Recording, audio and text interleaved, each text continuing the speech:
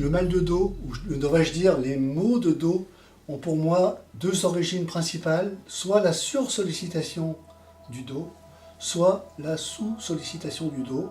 On ne s'en occupe pas et on le laisse sans souplesse, sans musculature.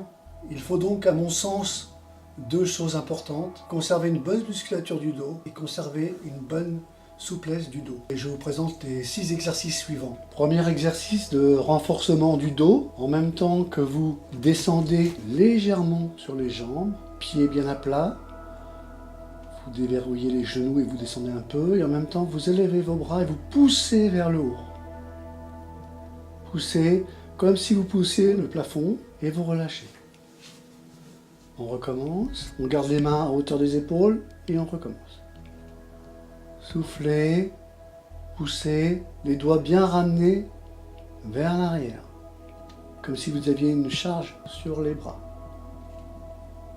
Soufflez, soufflez, soufflez, soufflez, expiration, doigts ramenés au maximum vers l'arrière, relâchez.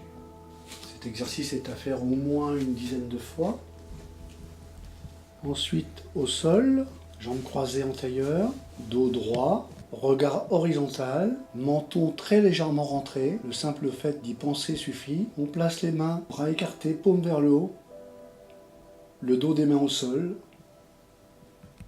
et on monte en expirant. Expiration, regard horizontal.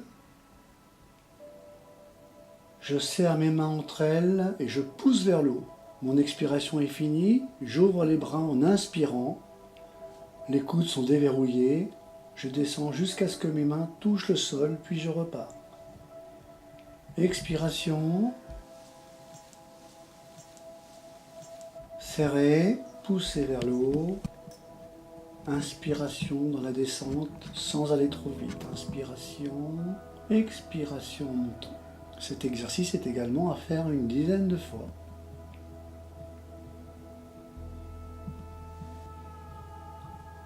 Le mouvement, la vitesse du mouvement doit être conforme à votre cycle respiratoire le plus normal possible.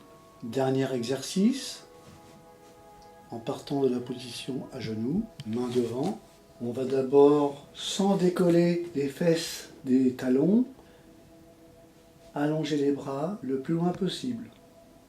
Puis transférer le poids du corps sur les 4 appuis que sont les 2 genoux et les 2 mains. Mon regard est positionné au sol. Je tends d'abord une jambe, pointe de pied tendue, et ensuite le bras opposé en lâchant la main. Pensez à lâcher la main et à tendre au maximum votre bras et votre jambe. Puis on change de côté, en repassant par cette position de départ, fesses contre les talons. D'abord la jambe, ensuite le bras. Ne regardez pas devant vous, mais entre vos mains, au sol. Lâchez bien la main, tendez bien la jambe.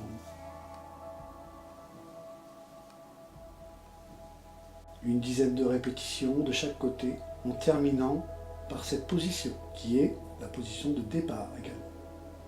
Après les exercices de renforcement du dos, voici 3 exercices qui vont permettre d'étirer le dos.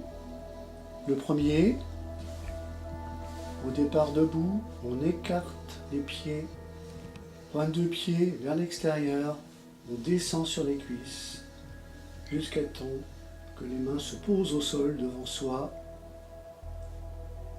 On va inspirer en ouvrant les coudes légèrement et en regardant devant soi.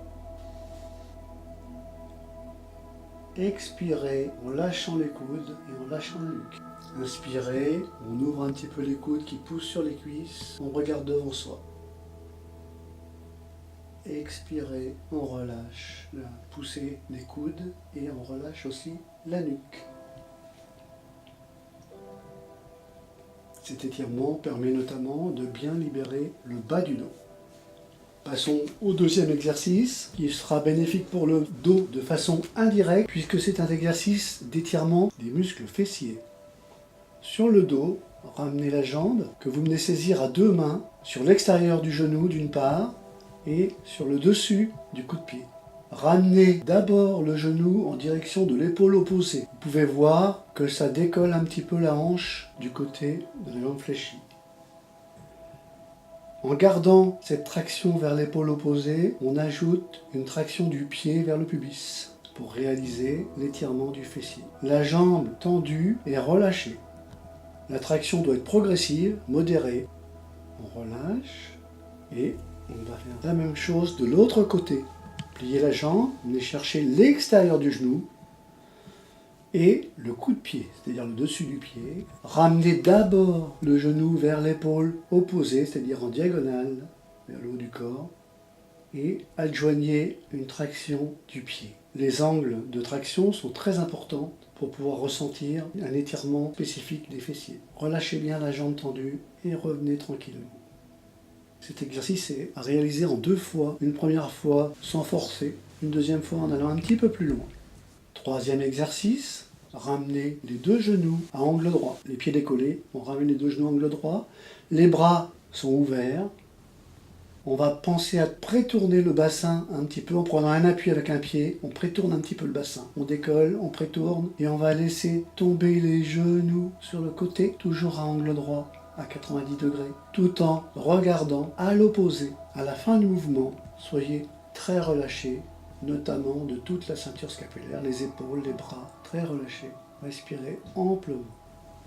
Pensez à revenir sans à-coups, prétournez le bassin du côté opposé et laissez partir gentiment, tranquillement, doucement vos jambes sur le côté, tout en plaçant votre tête à l'opposé. Relâchez-vous, respirez. Pour terminer le mouvement, on revient bien à plat dos. La tête, les épaules et le bassin bien dans l'axe, dans le même axe. On va venir prendre ses genoux dans ses bras, ne pas décoller la tête du sol et ramener doucement les genoux à soi en expirant. On ne force pas. Dans l'inspiration, vous relâchez un petit peu les genoux. Et dans l'expiration, vous les tirez à vous sans forcer.